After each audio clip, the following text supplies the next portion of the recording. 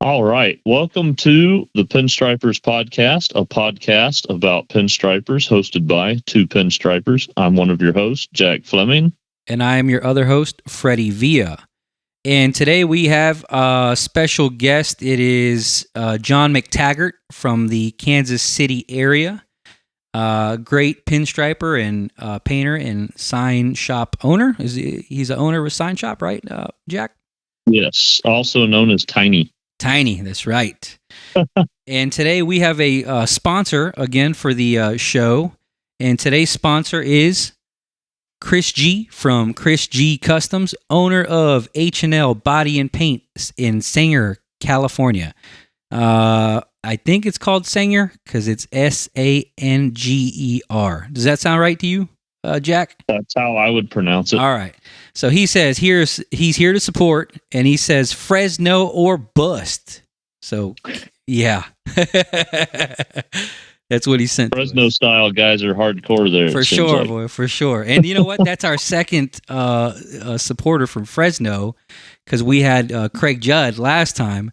So if anybody else wants to step up and knock down these Fresno guys a little bit, holler at us, and you can also support the show. We're taking donations of $20 and up to be a sponsor. And he would also like to say big shout out to his cousin Ethan that listens to the show. So shout out to Ethan. Thank you so much for listening.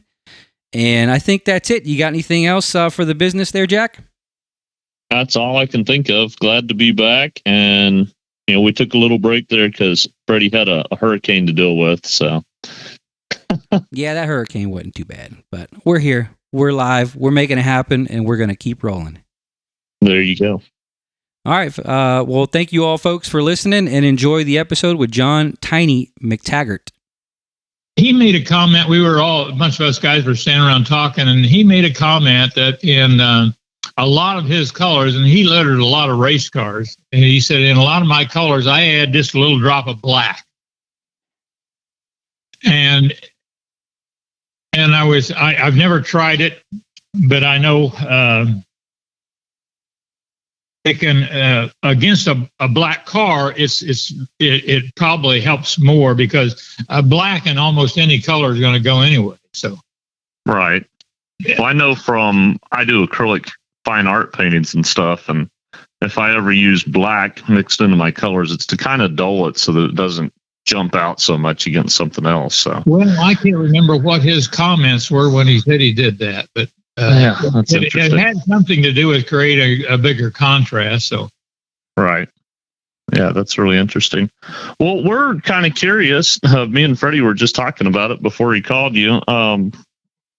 Curious about, I guess, your history as far as striping. I know, from talking to you over the years and stuff a little bit, that you had a sign shop at one point in time, or maybe still do. And okay, kind of curious your story. My introduction to pinstriping was in the mid 50s, kind of late 50s, and as a high school kid, I just loved pinstriping, and so I sent off. And back then, all the magazines were those little small ones. But right. Anyway, a couple of guys named the Baron and Roth, which is Big Daddy Ed Roth. Anyway, they had a business that they advertised brushes, and so I sent off and got me a striping brush from them for 90 cents, 1957. Anyway, how old were you then? Just out of curiosity. 15, I was 15. Okay, so teenager. Yeah, that's cool. And in my area, there was nobody that pinstriped, or the guys that did were hacks. I mean, nothing better than me, and I hadn't even started yet. So anyway, the brush I got was made in West Germany, and it had a metal ferrule, and the handle was shaped just like those plastic Grumbacher handles. Okay. But it was wood, and I just figured it out. I mean, there was nobody to ask, how do you hold this damn thing and how do you mix paint? I just did it. I just played with it and I did it and I figured it out and I learned how to twirl my fingers and everything. And I have no idea. It must have been a God-given gift. But anyway, that's kind of how I started. And I practiced almost every day on a piece of glass for about a good 10 months before I decided I was good enough to try to sell my work, and ended up. I remember back then. My God, I striped a dash for $3. May have taken me an hour, but $3 an hour back in the early '60s, or 59 or 60. That was pretty darn good money. Yeah, and were you still a teenager then? Oh yeah, absolutely, yeah. Yeah, that'd be good wages for a teenager. Yeah, I turned 80 in December of this year. Okay. Well, happy early birthday, by the way. Okay, well, thank you. Yes, sir. There you go. Hey, I just wanted to give you guys a heads up. I accidentally did not press the record button as you got started. So now we're recording now. The only thing that I did not get was the story again of the how the Kansas City teal got made. Could you run that by us one more time so we don't lose that one? I can't remember what year it was, but it was in the mid '90s. Michael Valley had a letterhead event in Rochester, New York, in February. And if you ever want to go someplace cold, go to Rochester in February. I'll stay away. Yeah. I've not gone back, so it's okay. Anyway, One Shot was doing a contest to mix new colors. And my buddy, my good friend for 60-some years, his name is Jim Grellington. His nickname is Slick. He mixed up Kansas City teal out of processed blue and, what was it, light blue or something? Yeah, something like that. Anyway, and I made the lime green, and his got chosen and mine didn't. And later on, as we have mentioned, One Shot started making lime green, but it was not mine. And I said, the formula that I use for slime, I call it tiny slime. All my buddies call it tiny slime. Is with a primrose yellow and processed green. All right. So there's a short bit of a history about paint. Well, thank you very much. Thank you. My apologies on my boo-boo there. Well, that's kind of... We're not going to kick you off. It's okay. Thank you so much. Thank you. I think it's kind of neat with you mentioning that. We've talked to like Steve Shizaka and a couple of other people, and they've mentioned you and being at, different events and stuff. And it sounds like you've been going to, I guess, pinstriping panel jams for a long time. I'm somewhat officially a founding member of the Pinhead event. He was. So you already know the history of it getting started in Cannonsburg in '92, and then Steve hosted an event in New Middletown in '93. He mentioned, from what I recall, he mentioned the event that he had hosted, and I guess meeting you and some other people at maybe a Letterheads event, maybe the year before that, but I don't remember much more than that. That's all right. I won't kick you off either, so it's okay. we got it on tape, though, John. We got it on tape. So, so you're taping my threats. Is that what you're doing? 100%. We're marking them down. We're keeping track. Okay. Well, good luck with that. Okay. Thank you. Thinking about it real quick, I guess, with the little boo-boo, I guess, that we had there on recording, just to make mention of it for those that are listening, we're talking to John McTaggart, who's out of the Kansas City, Kansas area. Actually, it's Edwardsville, Kansas. That's okay. Edwardsville. Yeah. And did I see before that I guess you were mayor? Is that correct? Yes, I was mayor for several years, and two different times. This last time it was from 2009 to January of 22, and that's of Edwardsville then. Edwardsville, Oh, that's awesome. And I don't talk politics in case you wanted to know. We try not to either. I think it's interesting though, the head of the podcast here, Freddie was at an event in Illinois and talking to some people somebody there that I guess was a sign painter was also mayor of the town that they were. Just kind of an interesting deal. Was it John McCarthy? Yes, sir. Yes, sir. John McCarthy or McCarthy, something like that, wasn't it? Yeah, John McCarthy. Yeah. Yeah, he was the mayor of Nauvoo, Illinois. Yeah. Oh, but his position was highly political. Just makes me wonder how many politician pinstripers there's been out there. That's a good question. I don't know. In Kansas, in the local elections, they're all nonpartisan, so you don't have to run on a party ticket. So, that's interesting. That's nice. Yeah. But everybody knew what I was registered as, so it didn't make any difference. I'm kind of curious on that. I guess I don't know if you'd consider yourself a pinstriper or a sign painter, but you had a sign business. Do you think that, I still have a sign business, and I'm getting real close to closing it down and retiring. Like I said, I'll be 80 in December, and I just there's a lot of stuff I just can't do anymore. So right, I know from the physical part of aging, it catches up with you pretty quick. Oh, it's catching up to me early. Yeah.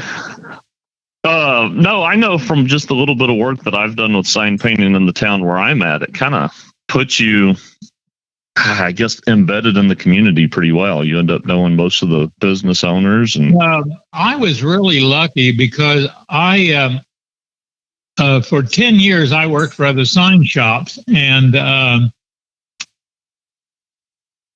so I built up a side business mainly of lettering, race cars, and striping. Okay. And I kind of started dabbling in a little bit in custom painting. I have painted whole vehicles. I won't do it again, and it's. If you know anybody that does all over paint jobs, they'll tell you what I'm talking about. It's a miserable process. But anyway, I'm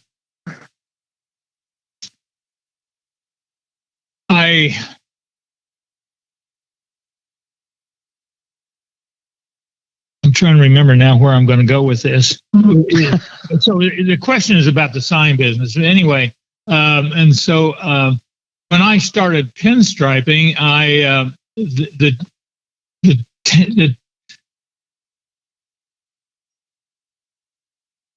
thing at the time started with putting names on cars, and California guys were my idols. In fact, specifically Dean Jeffries. I know that there were several others that did it, but he was probably the most. Well, if you talk to old California guys, they're going to give you a litany of names of people that do pinstriping in California, and I don't know very many of them. But Dean Jeffries was always in the magazines. He did custom painting as well, and so like I said, in high school, I used to sit in my study hall hour drawing designs. Like custom paint designs, or no, it's pinstriping designs. Okay. And so when I talk to people today, and I sometimes I participate in some people's posts, and other times I just let it go because I don't want to get involved in a long litany of how to do things. I don't know what you guys' age are. What are your ages anyway? I'm 42. Okay. And I'm 38 as of September. Is it September? We're past September? Yeah, we're past it. So how long have you guys been painting? I've been pinstriping since around 2002. Painting since the 90s. Okay. And me, I've been pinstriping since, well, I think I've hit 7 years now, part-time, and I don't paint. I don't know anything about custom paint. Okay, that's good.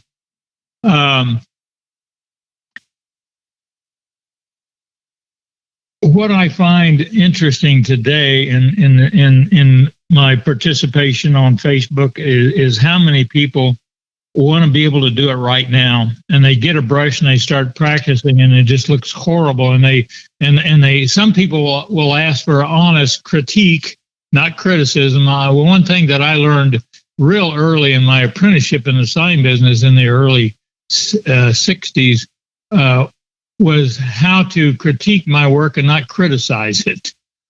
And trust me, that is a absolutely essential process is to understand how to critique your work and not criticize it. And so I felt like I was real lucky. I was able to critique my work, not criticize it, and knock myself down for all the screw ups I did. But so many of these young people coming in, male, female, they act like they want to do it right now, and I've learned not to critique a lot of newcomers, only because sometimes their butt gets hurt over the comments. I think that's an extremely good conversation. My background is fine art. I taught school. I went to college and stuff for it, and I taught high school. I've taught a bit, through the colleges and stuff as a what do you call it? Like an apprentice teacher, basically. Okay. But it's something that comes up not just in the pinstriping world, but in that too. And then I think I had a professor in college that I really liked his approach to critique. And it was that you had to have some time doing stuff, whatever it is, be it pinstriping, whatever kind of artwork it is, to understand the language, to get a vocabulary behind you so that whenever someone does critique you, you understand more what they're talking about. Yeah. I think there's a lot of people that they don't have the experience of the time put in yet and invested to understand what it is someone's trying to describe to them, and they have nothing left to do but get. I ran into that yesterday. This kid posted a picture of something he did, and it was gold. It had some gold leaf in it, and then some red and blue. And in the red and blue part of the design, he had what I call dead end lines, unconnected lines. Right. And I said, I have made it a practice, and I adhere to that. Never leave a line dead ended. And somebody wrote back and said, what does that mean? And I said, unconnected, dead end. And eventually the guy, whoever it was that originally made the post, thanked me for my comments. But you still just hope that they learn something from what you just said to them. and yet, on the other hand, you got to turn it loose. Right. Well, I know at least hold everybody's hand. Yeah. At least from my own experience, sometimes he teaches me something, and I think I've learned it, and I think I understand it, or I can at least, thank them for it. And man, it might take 2 or 3 years before it clicks, or something's even longer. Yeah. Well, what I found interesting about your comment was learn the vocabulary. And, honestly, I just had never given that a thought. And you are absolutely right. Learn the vocabulary. Yeah, if you're not speaking the same language, it's right. Yeah. hard. If you don't understand the vernacular, so to speak, if you don't understand it or don't know what the words are, you're lost because, and yet, my gosh, when I got started back in the early 60s in my apprenticeship, I started pinstriping in late 57 and then got an apprenticeship in the sign business in 1962.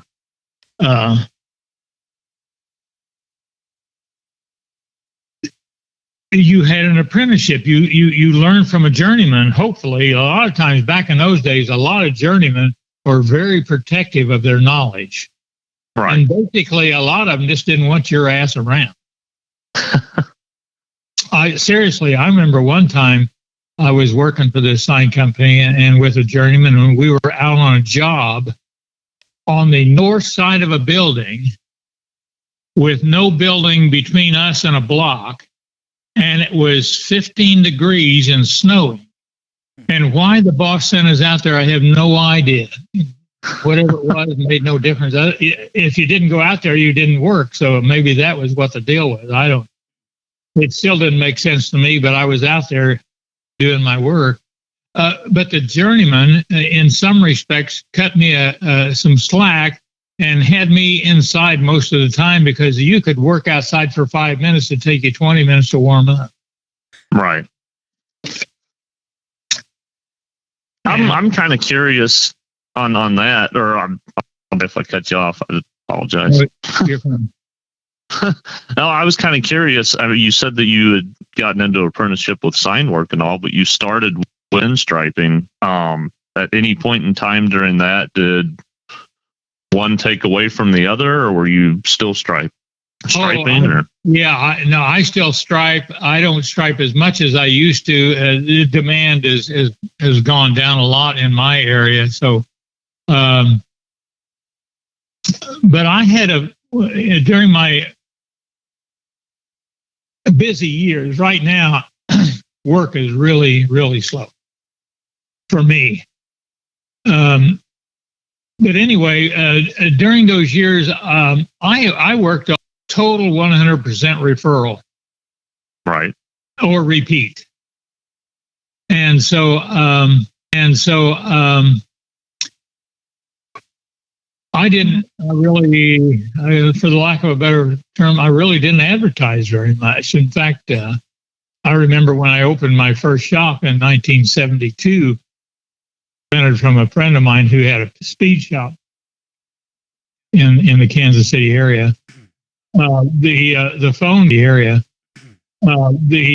phone company came around to sell me an ad in the phone book, and I said, "Mister, I don't need you. Right now, I got all the work I can handle." You know, but I went ahead and took out an ad anyway. Back then, a lot of times you could get free ads, but it was small.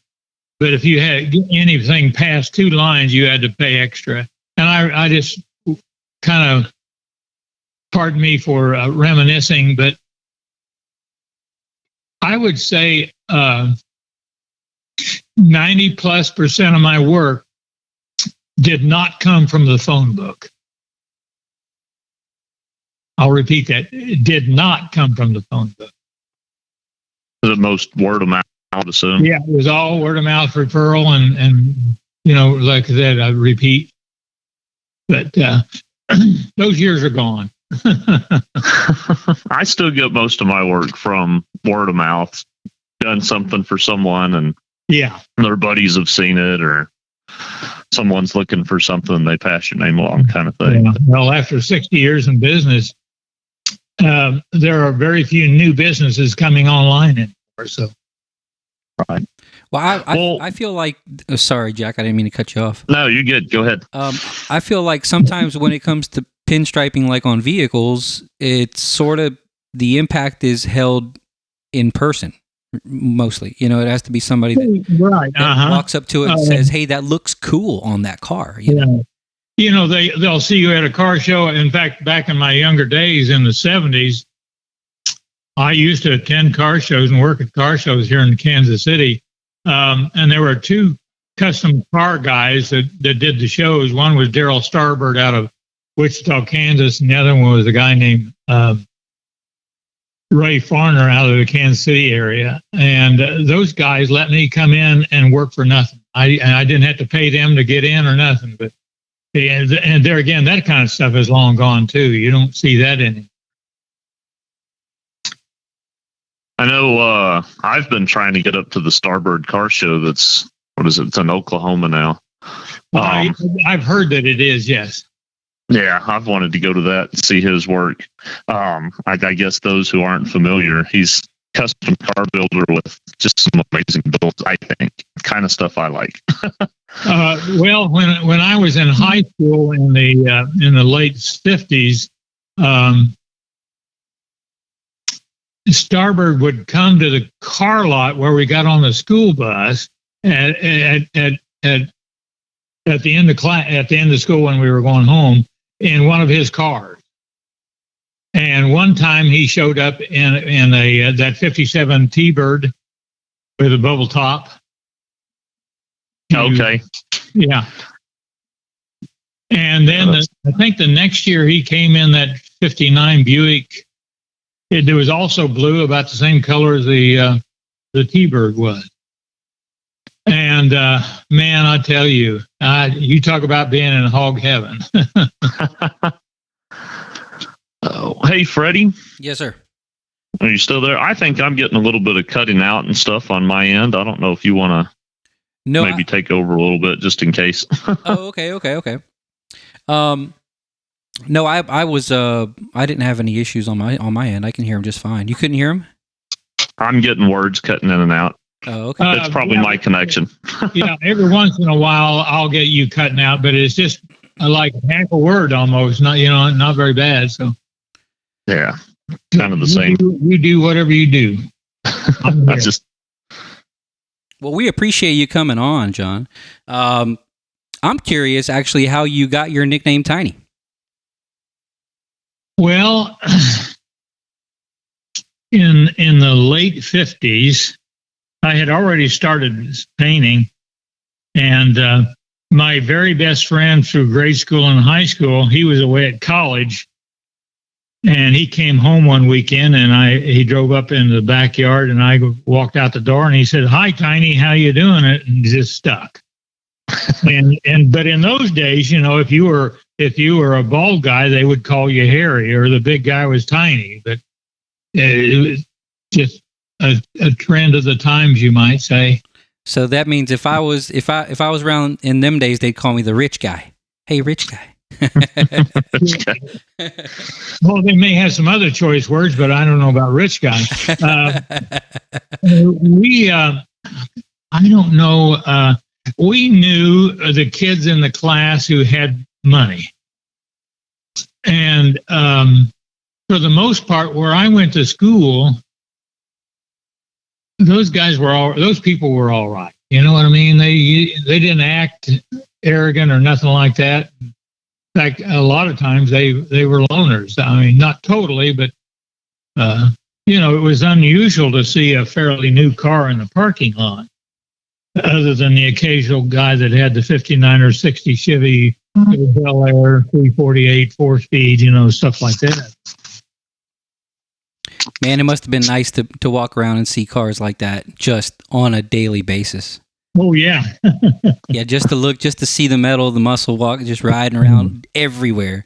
I'll see old, movies from them days, like, I don't know. I'm picturing right now, I don't know why, the Cheech and Chong movies. And just seeing cool trucks ride by, cool cars, like, that Impala that he had, and just all around, just cool cars, even if they're all ratty. They're still cool looking. Like, that era, that vibe is amazing. Well, I would be interested to know where that car came from. That it was a ratty looking car, but yeah. I wonder where it's at now. To be honest, really, yeah, I've got a question. I think on that subject, I've been following you online for a while, and some of my favorite pictures that I've seen you post are vans. I'm a big van fan, but I see some of the stuff that you guys painted signs and stuff on, or even your own shop vans and all. Yeah. In the early 70s, when the van craze started, I had a business partner that came with me in 1974. He had a Chevy van, I had a Dodge van, and I can't remember whether we did his van first or mine first, but anyway, mine was a Dodge van with that woman's hair that went all the way down the side, but his had a Frazetta on the side of it, and it was a nude. And on one side, and then on the other side was a Reuben, the Rape of the Daughters of Sabine. And so all the women were pretty chunky women, but that's what they liked back in those days. That's what Rubens is known for. Yes, absolutely. Those Rubenesque women. Yeah, that's what they call them, Rubenesque. Yep, I remember that phrase. We didn't call them fat, but they were Rubenesque.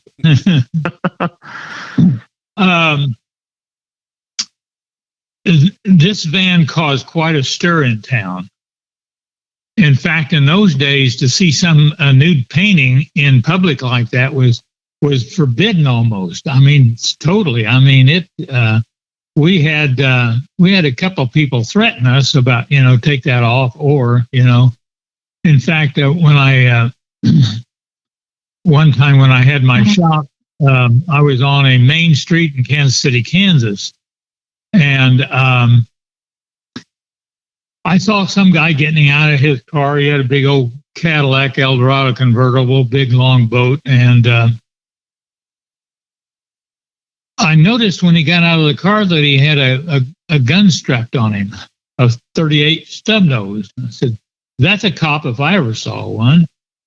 And he came in and proceeded to tell me about this painting and everything being displayed like that, about it being illegal and yada yada humma humma. And I wasn't being a smart ass, but yes, I was. I'm sorry. I said to him, "I tell you what, you go get the ordinance and bring it back to me, and I'll take it off." Guess what? Never saw him. Never saw him. Yeah. But they even put articles in the newspaper about it. About the about your buddy's van. Yeah. Wow. Well, I think I've seen you post more pictures of vans from that time period than anybody else that I've seen. So yeah, I had to ask. I kind of got in on just before the factories started manufacturing them. Back in those early 70s, if you wanted a custom van, you built it. Then the van guys, it became a business. You would get a conversion off the car lot. You know what I mean? Right. Well, what that did was, because a guy could go get a loan to buy that van, but he couldn't get a loan and get enough money to modify his. And so business for me started dropping off a little bit after those showed up. But still, over the years, there were still people that wanted a custom painted van. So. Were you just doing the paint work on them, or were you actually, making modifications, putting side pipes and all that on them? No, we didn't get into the interior doing modifications. No, not even. Wasn't even interested in that crap. Well, I've seen two pictures on the commercial end with vans and stuff that you guys have done advertisement, on the sides for. Yeah. I feel like I might remember like an Anheuser-Busch one or something. Oh yeah, that one there. The Busch distributor. It was a Budweiser, and it was called Schatz Distributing. And it still may be prevalent, but each county had their own distributor. You could not own a distributorship in one county and the other county. You just owned that one county. That's interesting. And the owner of that obviously loved my work, but he brought me several jobs over the years and never asked for a price. That's the kind of customers I used to have, and you treated them really nice. Right. Yeah. I like those kind of people. Oh yeah. Yeah, me too. Ones that give you some freedom too. Yeah. Well, did those kind of jobs, I guess, then would have outlasted the, Joe Blow's custom van? That one van that I call it the Busch van. That's the blue one with the blue sky and the mountain scene on it and all that kind of stuff. That's the one that comes to mind. Yeah. Yeah. Yeah. A good friend of mine that was working for me, he did all the airbrush work on that. I did all the lettering. That was an early 80s or mid 80s Chevy van.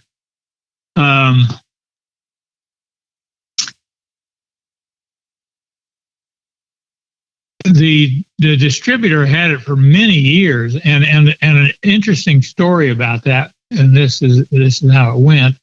I I had done all the painting on it and was doing the process of adding the lettering. And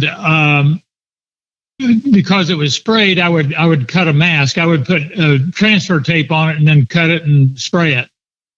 Okay. Anyway, on one side of the van,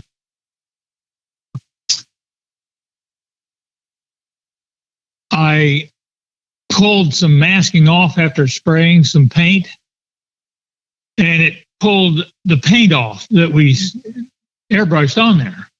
Oh, yeah, not the base coat underneath, though. No, the base coat that I shot, it pulled it off. Right.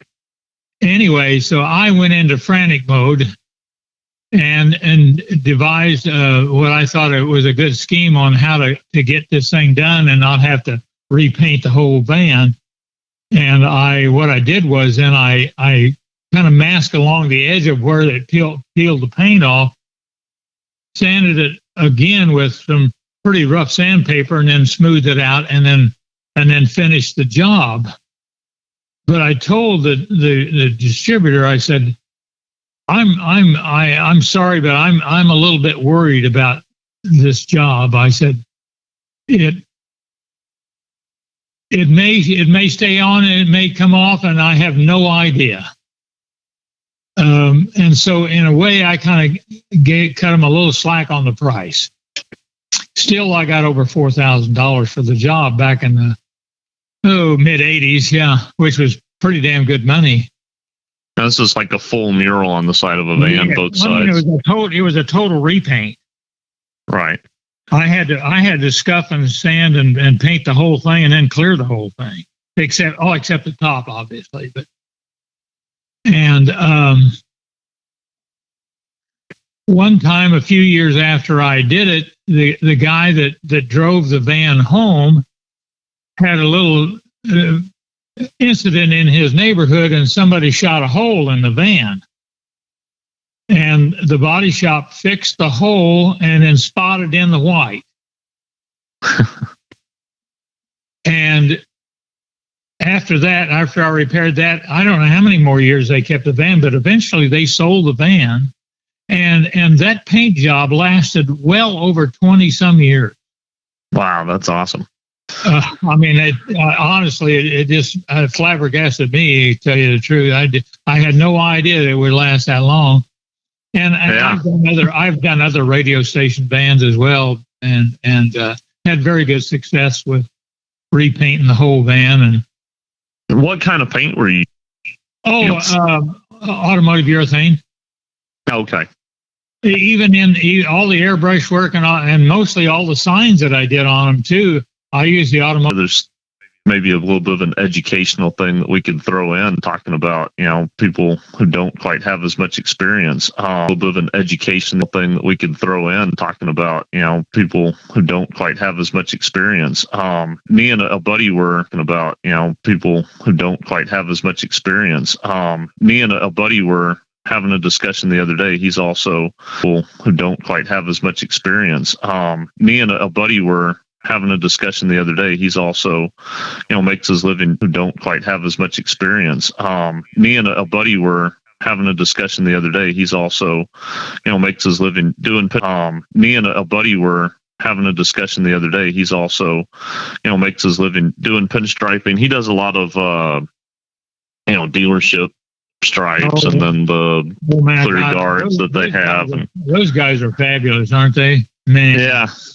He's doing a lot of clear guards and tinning and stuff too. But we were having a discussion, whenever you're working on a job and something comes up, like you talked about the paint peeling and stuff, and it brings a concern to you about maybe how long it's going to last, or maybe you've messed something else up. I know I've done something here recently where I mismeasured something and everything wasn't as centered as I thought it was when I had finished one side. What do I do? Damn it, you figure it out. Right. You know what I mean? And, what do I do? Damn it, you figure it out. So that, I did get involved and I just a while ago that, I did get involved and I just gave him couple of good hints. And a while ago, that I did get involved, and I just gave him a couple of good hints.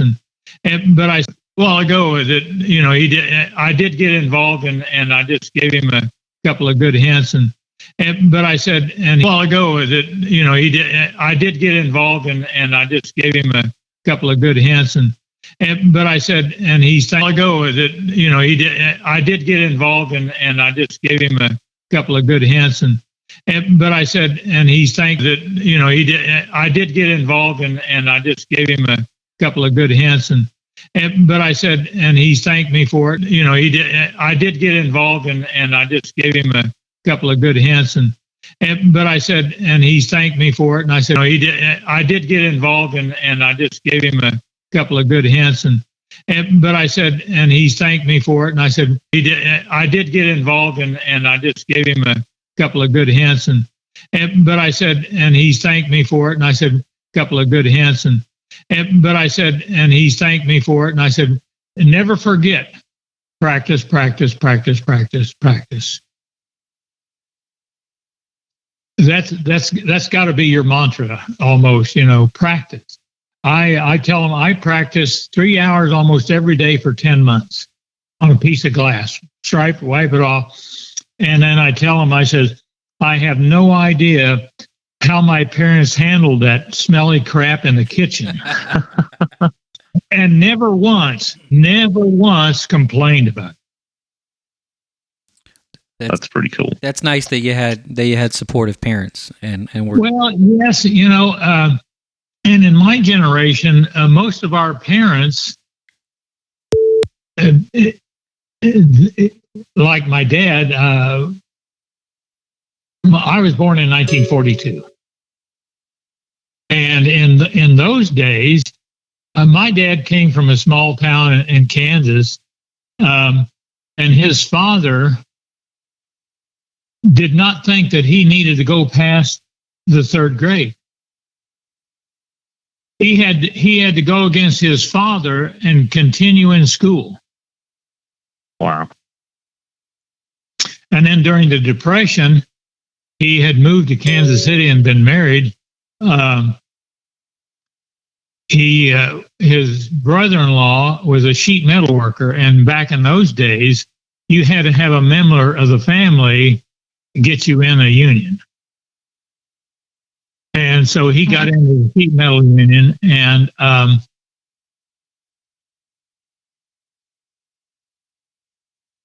going to use terminology I hope you understand. When I say turn out, that means you graduate from an apprentice to a journeyman. That's called turning out. So the union prevented him, encouraged him not to turn out as a journeyman during the Depression, because at that time, the apprentices were giving a work preference over a journeyman if they were capable of doing the job. And so he was, you might say, indebted to the union, and but that's what happened back in those days. Is that just kind of like an economy sort of thing, trying to save money by? Well, what it did was it gave my dad work, because he was making pennies, you might say, on the hour compared to a journeyman. Of course, the wages back then were probably a couple dollars an hour. We have no idea what those people went through. But then again, a loaf of bread was 10 cents. So, right. But Freddie, I feel like. Oh, sorry. I was just going to reiterate the issue about practicing. In your wanderings through this process here, you're going to come across a lot of beginners if you haven't already. But the key word I want to give them is to tell them to keep practicing every day. It's not going to be easy, but look at me. I started in 1957. So. And John, you said you started off on glass, right? Yes, my dad had a glass pane, and it was mounted in a wood frame. It was a small window for something. I have absolutely no idea what for, but I would lean that up against something on the kitchen table and have my paints in the kitchen. Would you still recommend to folks to practice on glass if they were doing it now, since there are some options now? Yes, I still encourage them to practice on glass, and the main reason is, first of all, glass is slick. Mm-hmm. So once you master that, it's an easy transition to the surface of paint. Yes. Because you develop that feel for what the brush is doing. When you start pulling a line with a brush, you innately or intuitively know where that brush is going. And when you start to twirl it left or right, you have to anticipate you moving into that curve instead of just holding it straight. Yeah. And that's what practice does for you. Go ahead. I'm sorry. Absolutely no substitute. Absolutely. I started off on glass as well, and I it might have been one of you fellas on the group on the Pinstripers garage. I basically was self-taught, but in the sense that I had the entire realm of professionals at my disposal on the groups. So I'm forever thankful to everybody that's been able to lend a hand on that. So I was able to read all the comments, and then I learned about the search bar. There's a search bar in that group. So right. A lot of them questions that a beginner would have, you can find people already exist. Yeah. Yep. And not just answered and like over and over. So it's nice. I started off on glass, and then I found out that you could scrape it off with a razor blade. And then somebody said, if you just soon enough, you just wipe it off. Yeah, exactly. But I used to hold on to them so I can look at it for like a couple days. I had a couple of different frames that I would use. So I'd hold on to it and see if I liked it. And then if I did, you could always throw a fun background, and it could be it could be a gift, or you could try to sell it or whatever. But I had seen some little bit of controversy on folks say whether or not they should practice on glass. I've seen it, but you know what? All I do is say, this is my experience. I don't try to mandate anything. I just say, this has been my experience, and just let it go at that. If they misinterpret what you're saying, then that's their problem, not yours. Yeah, for sure. It is nice to see a lot of folks trying, but I agree with that. It seems as if this generation is like like you said, they want it now. Everything is so instant. Fast food, television, entertainment, and in some form they think this is sort of an entertaining thing because they see it. They see it and it looks fun, and that's what caught my eye. But when I started, it was so bad that, man, I got this urge to get better, and it took me. I'm still learning. I'm still a rookie. I'm still 7 years in, still a rookie. Oh, and hopefully you remain a rookie, and because there's absolutely nothing wrong with thinking I'm going to learn something new. My style has altered over the years. My style alteration was influenced a lot by the guy that used to work for me named David Hightower. Oh, yeah. He worked for me back in the early 90s. And I said to a friend, one of my Facebook friends here recently, where we were talking about, it was on the sign painter support group. I don't know whether you guys are on that one or not. Yeah, I am. You are. I'm on it, but I'm afraid to post, so you never see me on there. Oh, my God. John Downer and I have butted heads several times. I think you're actually the person that turned me on to that group. So. Okay. But in defense of John, I respect his knowledge. I don't respect his methods sometimes, but I respect his knowledge, because he will. It was just like so many times in that group, people will post something that they've done, and it gets picked apart. I met a young girl years ago. A friend of mine asked me to help her because back in the mid 80s, I cut 2 fingers off on a table saw. And so I had to learn how to adjust mentally to that. And Anyway, and this girl had lost a couple of fingers in an accident at her work. But anyway, we were talking one day, and I was somewhat complaining about something, and she said, "Build a bridge and get over it." Oh, nice. And I thought to myself, "You snot-nosed little girl." But on the other hand, she was right. Build a fucking bridge and get over it. Yeah. I like that. I'm going to use that from now on. I'm going to tell that to my lady and see if she... No, I'm not. I guess. Oh, geez. Freddie's going to be knocking on my door asking for a couch to sleep on. No, but just for tickles and grins, I wouldn't do that if I were you. No. And if you do, you don't value your life very much. I'm playing. She listens to these, so I know she's going to at some point come out and be like, "What the hell?" I'm teasing. I'm not saying nothing. Oh, no, I know you are. It's okay. Well, we talked a little bit about critique and stuff there, and that group to me, just, listening to even sometimes things being, I guess, a little harsh for some folks and all, that's been one of the best learning resources that I've seen. Well, like the way I learned. I really respect John's knowledge and ability. There again, we have clashed over some issues before. I like emojis. Okay. Yeah, I do too, man. I use them a lot because what the hell? Why do I need good job? Just put a smiley face or something and forget.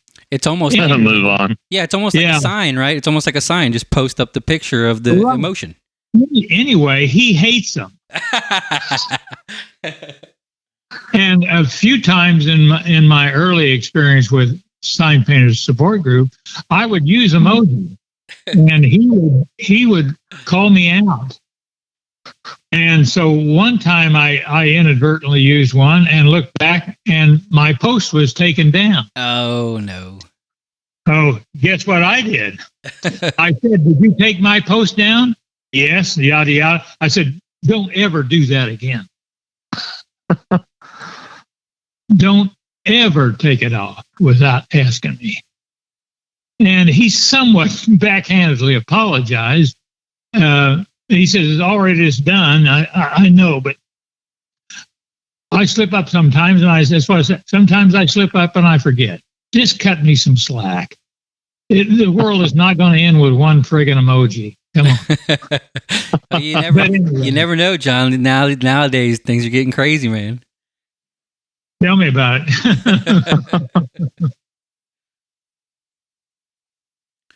Well, I'm glad that you're able to still be online and still kind of give people some words of wisdom, and the fact that the folks that came before us are so accessible to us. It's really a blessing to the folks that want to pay attention. I think I neglected to finish my story about my apprenticeship and working with a journeyman on that wall. Go ahead. He would instead of letting me help, he'd say, "Oh, just go inside." And it was almost like he was protecting his knowledge. Yeah. That I was going to take his job. And I thought, and right then I developed an attitude was, I'm going to help anybody that asks, because I know how long it took me to learn it, and I know it's going to take them just as long, if not longer, to learn it. Yeah. Without on-hand instructions. I mean, that's what the process is. Look, pardon me, losing anymore. There's no place for people to go for on-hand or on-hand learning instruction. Well, I know, Freddie, you just kind of recently came back from your first panel jam that you went to. For me, that's the only place I've ever gotten any on-hand, in person kind of instruction from anyone. Was that the case there for you, Freddie, or? Yes and no. There's a fella by the name of Dave Letterfly here in Plant City. He lives here in town. I know we're friends on Facebook. I know who I don't know him, never met him, but I've chatted, you might say, a little bit on Facebook, so I know who you're talking about. Yeah. Well, he's a very kind fella. He's invited me over to his place when he does some of his classes, and he's been kind enough to just send me an invite instead of I don't want to say me not having to pay because I feel bad, but he sends me an invite, so I'm able to kind of hang out. And I also do a little bit of demonstrations now of what I've learned, and I think people enjoy that, the scroll, because he doesn't do a whole lot of scrolling. But I've been able to go to his classes and learn a little bit from him. He started off as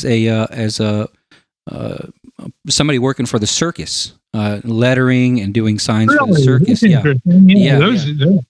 Few of those. There are not many of those around anymore. No. Yeah, he's a very good painter. Airbrushed, and then he did airbrushing for the RVs. The big murals that they used to put on the RVs. Here at a place called Lazy Days in Tampa, and I guess the airbrush work started drying up, so he did some pinstriping and started learning pinstriping. But I learned a little bit from him, and then when I went to the panel jam, I learned a whole nother kind of set of tools. Watching Anthony Monaco and Tracy McKenzie work. And I watched Hugh Hoffman work. I watched all them guys, but I did walk away with a few extra set of tools. And sometimes, man, it's just that one little thing. Like it's, if you could walk away learning just one thing, it's something that could be enormous in your pinstriping journey. You experienced that aha light bulb moment, right? Yeah. Yeah. And it was actually on pricing, which I still have much difficult time gauging pricing because I do this part time, but at the same time I want to value what I can bring to the table, and it's a fine line. I think it's a fine line whether or not you're going to push away a customer or if you're undervaluing your work. It's like. To me, it's like how fast do they pull out the money? Like, so here's a good tip for you. There's always somebody cheaper. Yeah, for sure. And they're not going to last. Yeah, for sure. When the vinyl shops started franchising, people would buy it thinking that they were going to make a shitload of money, and within a year they were out of business. Yeah. Well, the same thing, and a good friend of mine here locally, close to me, when she started in the business, I would have her do some sub work for me because she had equipment that I didn't have. Anyway, we were talking one time, and she went clear across town and sold a 4x8 sign for $175. And I said to her, "You didn't make any money on that, did you?" She said, "But when I go out and I price a job, I feel like I got to come home with the work." For what? Like I said, there's always somebody cheaper. So in pricing, it is a crapshoot, so to speak. It's a very difficult process to really understand what is it worth to the person you're doing it for. That's one of the things you got to ask yourself. What do I think is worth to them? And you learn pretty damn quick. You're either too high or too low. Yeah. Well, I did, like I said, I stepped away thinking basically I'm too low. Well, no, I guarantee you are, but that's not a criticism because there again, you're on the learning curve. Yeah, for sure. Yeah. And I don't do a whole lot of vehicles. I'm just, I took a step back. I was trying to do the motorcycle shows and such, and I had a situation where a lady put like a cover over her motorcycle, like right when she got home, and it pulled some paint off, and it made me feel bad. So I took a step back to learn kind of how to communicate and kind of learn. I don't know. I just took a big step back. So I'm just now getting back into doing vehicles, and I feel like I'm coming in stronger. My designs are a little stronger. My communication is stronger. My understanding of what to tell these people and, what to avoid. Really, that's a big thing too. What to avoid, Well, and here I'm going to go back to that vocabulary thing. You have to adjust your vocabulary to what they understand. Yes. Yeah. Well, I think too, you can tell people stuff, and it doesn't necessarily mean they listen. No, they don't. It's okay. But here's another one. Guarantee. And I said to one guy, I says, I don't guarantee anything because I can't guarantee what you're going to do with that vehicle once you leave my driveway. But I would jokingly say, guaranteed not to bust, collect dust in 30 days or less, or until it reaches the end of the driveway. Nice. I like that one too. Oh, I'm full of that crap, guys. I'm sorry. Hey, we like it. We're good. We're here for it, man. We're here for it. I did a job for somebody once, and I was just saying, I gave him the whole spiel about how to take care of it and everything. And I think it was maybe a month and a half later, I saw a video that they had posted of them pressure washing the work that was on the car to clean their car. I'm thinking, no. Oh, geez, yeah. that makes you cringe right away. Yeah, you can only do so much. Yeah, I had an experience, and where I learned how to deal with those people was, I would tell them not to wash it at a car wash, especially in race cars. Anyway, this one guy showed up, and a piece of paint had flaked off. And no, I didn't take it to a car wash. And I said, looky here, mister, see this flake of paint down here? The car wash took it off and moved it down here, and I dare you to try to get that off. And then he admitted, oh, yeah, I did take it to a car wash. I said, I've got a sign up on my wall. You can't bullshit an old bullshitter. Yeah.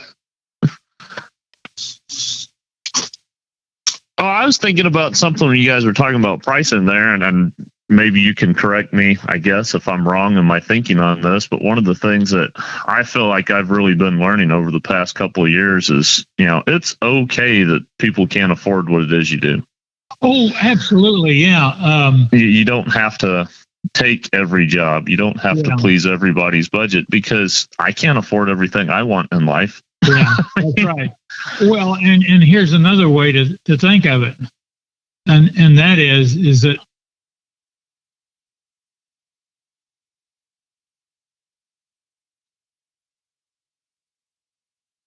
you try to assess there again, and it takes you got to be sensitive to understand their body language and their tone and everything. What can you afford? And when you price it, you don't have to lose money. Like you said, you don't have to lose money. You can't. In fact, you can't afford to lose money for very long before you're out of business. Yeah, and I think set and setting, right? Also, like, where are you? Did you travel out of state for it? Are you a rare commodity there? Well, at one time I used to be, but not anymore. You're more of a rare commodity, man. You should be charging. I'm a rare commodity, all right. I don't know what kind of commodity you're talking about, but I'm pretty rare. Medium rare. Yeah, there we go. But I think sometimes, like, did you, like, if you go out of town, that might be their only time to get a hold of you. I've been trying to think of stuff like that, Whereas I keep getting return work with a guy that's got a bunch of Volkswagens here in town, and it takes me 10 minutes to get to him, not even 10 minutes. So I think that also reflects a little bit on the pricing, right? One of the things that I learned, in fact, I learned it from my dad, God bless him. Anyway, when I was first started open up my first shop, I was struggling with pricing. And here's was his very sound and sage advice. When you're pricing a job, you have to price a percentage on that job for everything in your shop, from toilet paper to rent and everything in between. And it works even if you're working out of your home, you're still paying utilities. Right. That is true. Yeah. And so you have to learn how to price your work, figuring in all those factors. Yeah. And beginners, that's the last thing on their mind. Oh, I can't afford to do this anymore because I can't afford to pay the electricity this week or this month or what, Well, if you'd have charged more, you wouldn't, Finance, in the big picture is always probably the most difficult part of self-employment that there is understanding pricing and finances. I can't say I've always done the best job at it, but I've been in business for 50 years, so and but I'm slowly coming to the end. I'm getting to the point where I can't do a lot of the work anymore, so I'm in the process of putting my house up for sale, and when it's gone, I'm out of business. So. I think 50 years of business is something not many people can say they've done. Oh, yeah, that's true. That's true. Absolutely. Yeah. Yeah, that's definitely something to be proud of. I would think. Well, John, we're actually getting a little bit towards the end here. We've been at it for about an hour, and we don't want to take up a whole lot of your time. Yeah, you guys have done a really good job. It doesn't seem like we've been on there very long, but I know we have. So. No. These things usually fly by pretty quickly, especially when you're able to talk with people that have the same passions and interests as you. Right.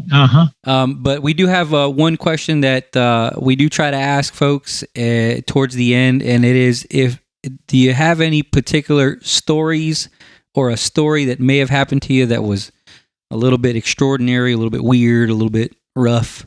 Anything that you'd like to share, or fun. Okay, mine's going to be a fun one. Okay, right, cool. So to speak. In my early years, I used to go to Starboard and Barner's car shows and stripe and letter during the show, and you better develop the ability to zone out all the clutter noise around you while you're working. Mm-hmm. I remember years ago, I was pretty intense about my work. I worked in a building where the temperature inside the building was just barely 60 degrees, and my mind was working so hard I was sweating. That's intensity. Oh yeah. I don't think I need to brag about that, but because sometimes it can get you in trouble, because I ended up having a peptic ulcer. Oh man. and the bomb went off on New Year's Eve one night. I'd been working till 3 a.m, and between the time I got home and when this bomb hit me, I mean, it was like an atomic bomb went off my stomach, and that was the worst heartburn I ever had in my life, and that's what the diagnosis was a peptic ulcer. Man, you worked yourself sick. Yeah, you got to learn how to be cool. Man, well, yeah, that's crazy. Hopefully, your stomach's better now. Oh, for the most part, it is. That doesn't mean that I don't worry about shit, but anyway. Yeah, that's all of us. Yeah. Well, Jack, do you got anything else? No, I can't really think of anything at the moment. All right, John. Well, we're gonna say goodbye, and we really appreciate you blessing us with your time. Guys, I appreciate you calling. I really do. I hope my mouth was not too bad for you. I do use vulgarity a lot, but. Don't worry, I work in a warehouse, and it's I walk into people cussing me out just because it's Tuesday, so it's cool.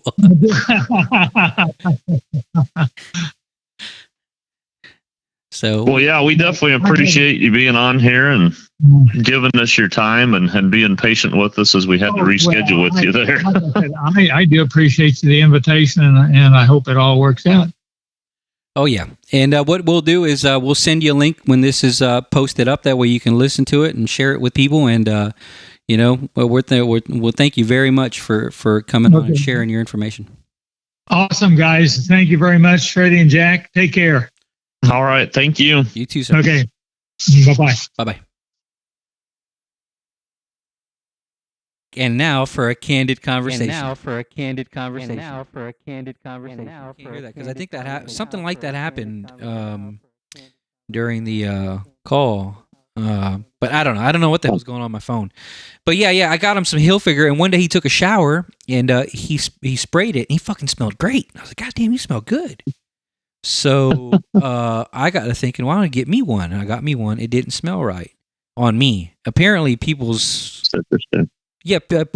own body chemical sometimes vibe with particular scents, and I didn't. I can believe that. So I didn't. It didn't smell right on me. So I gave him the second bottle because he had just run out. I gave him mine, and I went on this like journey of trying to find one that I like. So I bought some samples. You can get little samples from eBay, like 30 of them, and I found one that was extremely unique, and I liked it. And then I kept going and going and going and going. So now I got a small collection of about 20, and it's a fucking weird road to go down because you can go and go and go, and there's so many variations, and they go, they vary from the cheap end is $40 to like $350. Right. And but it's something, believe it or not, it's something that I think people underestimate their own scent.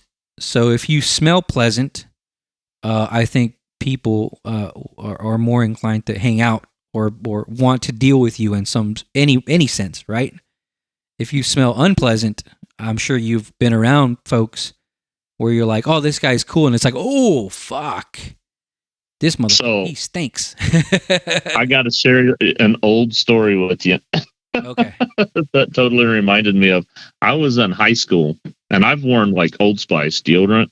Okay. Since then. I guess my personal sense probably like paint fumes and Old Spice. Yeah. As long as you don't stink, bro, which I've met you don't stink, so you're good. Well, thank you.